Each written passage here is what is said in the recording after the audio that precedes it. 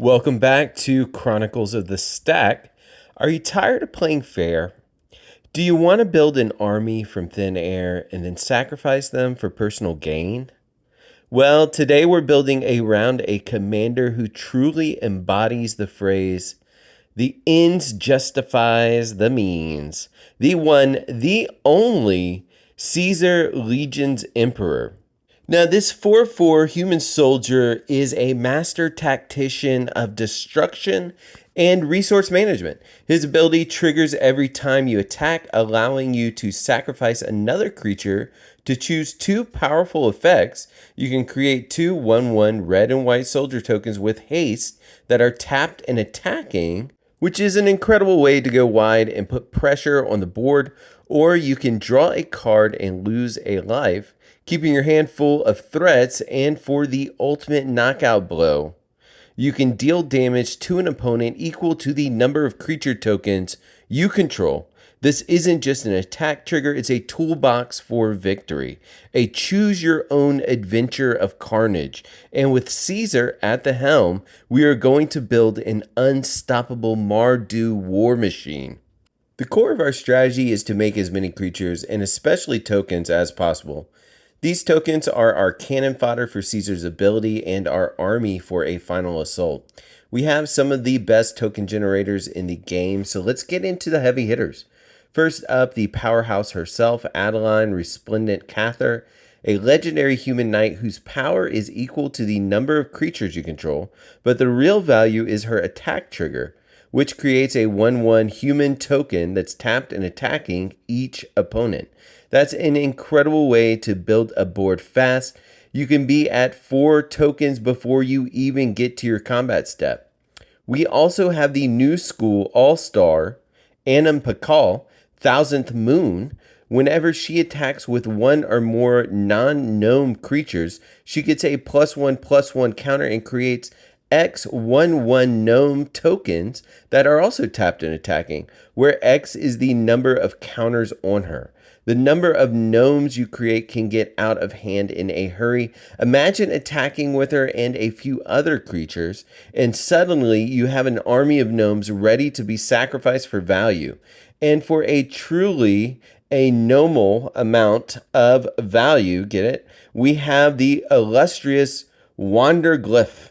This 2/2 golem makes a 1/1 gnome token at the beginning of each of your upkeeps, helping us build our board over time. It's a slow but steady stream of tokens that keeps your engine running. Continuing our token generating onslaught, we have some of the flavorful creatures that fit perfectly into our sacrifice happy game plan.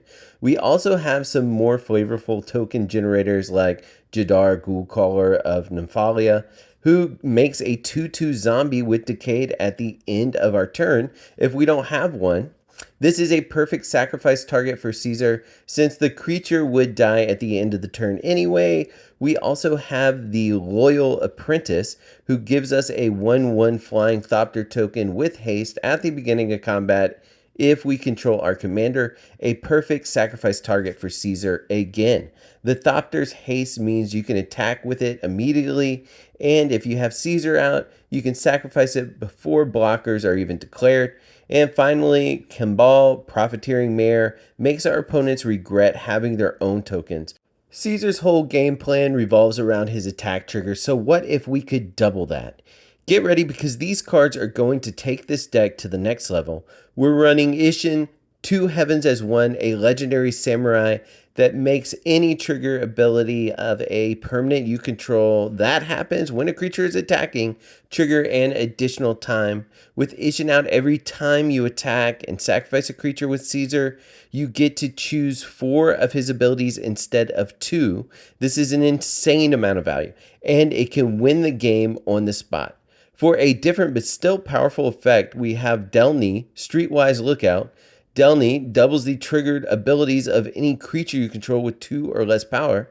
While Delny's ability won't work with Caesar himself, she works on a ton of our other creatures like a Gate Instigator, Guide of Souls, and so many others, letting them double up on their effects. And for a little more doubling, we have Windcrag Siege.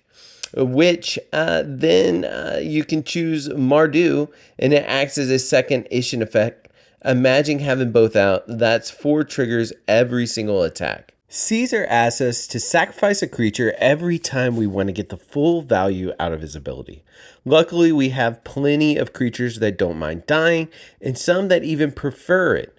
Braids Arisen Nightmare lets you sacrifice a permanent at your end step.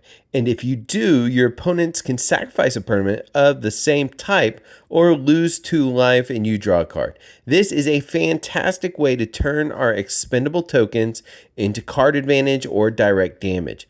We also have the dynamic duo of Elise Ill-Core Sadistic Pilgrim or Viscera Seer. Unless it gives us a life whenever a creature enters and makes opponents lose a life whenever a creature dies. This works perfectly with our token generation and Caesar's sacrifice trigger, and the classic Viscera Seer is a fantastic sack outlet, letting us sacrifice a creature to scry 1. We can use this to manipulate our draws and find the cards we need, all while turning our tokens into value. Eventually, all of our scheming and token generation has to lead to a win, and this deck has a few spectacular ways to close out the game. The most hilarious and definitely funnest is probably Bloodletter of Acolytes. This flying vampire demon makes it so any life loss an opponent would take during your turn is doubled. Imagine this with Caesar's third ability. You could potentially deal double the amount of damage to an opponent based on the number of tokens you control. We also have a couple of creatures that multiply our token production, like Mondra, Glory of Dominus, and Exalted Sunborn. They both make it so anytime you create 1 or more tokens, you create twice that many instead. Having either of these out with Caesar's token ability is game-breaking, giving you 4 tokens per attack instead of 2. And for the ultimate attack enabler, we have Eros, the god of victory. As long as our devotion is high enough, he gives all of our creatures menace and prevents all damage that would be dealt to attacking creatures you control.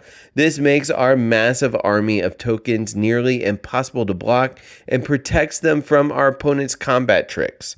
With a board of unstoppable attackers, we can easily end the game. No deck is complete without a solid way to deal with our opponent's threats. Our colors give us access to some of the best removal in the game. We're running the classic best in slot 1 mana removal spells like Path to Exile, Swords to Plowshare, which can deal with any pesky creature at instant speed. They're cheap, efficient, and they can deal with almost anything your opponents can throw at you. We're also here with Lightning Bolt for a quick 3 damage to a player or creature. This is great for picking up early threats or finishing off a wounded opponent, or even just to clear a path for attacking tokens. These cards are the glue that holds our deck together, ensuring that we can stay ahead on the board and keep our engine running smoothly. For when the board gets out of hand, we can reset with powerful board wipes like Damnation, which destroys all creatures. It's a clean and simple way to deal with a cluttered board state. We also have the versatile Austere command, which gives us a choice of what to destroy, allowing us to keep our board intact while clearing our opponent's permanents. We can destroy all creatures with a certain mana cost or destroy all artifacts and enchantments, giving us incredible flexibility. And for protecting our own valuable creatures, we have the General's Enforcer, who gives our legendary humans, including Caesar, indestructible. This makes him a nightmare to remove, and it means we can be a lot more aggressive with our attacks. A deck that wants to get ahead on the board and keep sacrificing creatures needs a constant flow of cards and mana. Caesar's ability helps, but we've got more ways to keep the gas flowing. Lotho, Corrupt Sheriff, is a great way to make treasure tokens when players cast their second spell, giving us a ton of extra mana. This is a very political card and can generate a lot of value over the course of a game. We also have Sir Ginger, the Meal Ender, who gives us a treasure when an artifact, creature, or planeswalker we control dies. And you can even sacrifice those treasures to get bigger and get trample and vigilance. It is a perfect fit for a deck that loves to sacrifice creatures for value and gets bigger and bigger while generating even more mana for our bigger spells. For pure ramp, we have the classics like Soul Ring and our signets and talismans that provide mana fixing. These are the workhorses of the deck, ensuring we can play our spells on time. And for a unique new utility land, we have the 3-Tree City.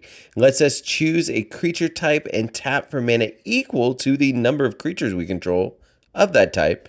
With all our soldiers and gnome token generation, this can be a massive mana boost to get our bigger spells out. Imagine having a dozen tokens on the board and suddenly your 3-Tree City is tapping for 12 mana.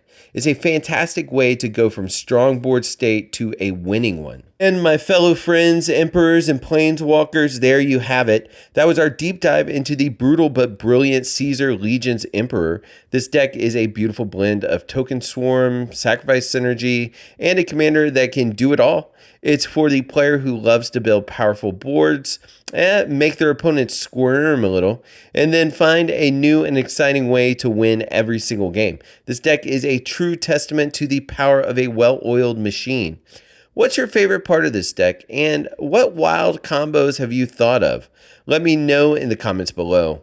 If you enjoyed this video, don't forget to like, subscribe, and hit that notification bell so you don't miss out on the next video. Thank you so much for watching, and thank you for all of the support from everybody here lately on YouTube. And thank you. We have reached over 1,000 subscribers, 400 videos, thousands and thousands of likes, and I never thought that we would get to this point, but I super appreciate everyone that has been on this journey so far with me. Thank you for watching, and we'll see you on the battlefield.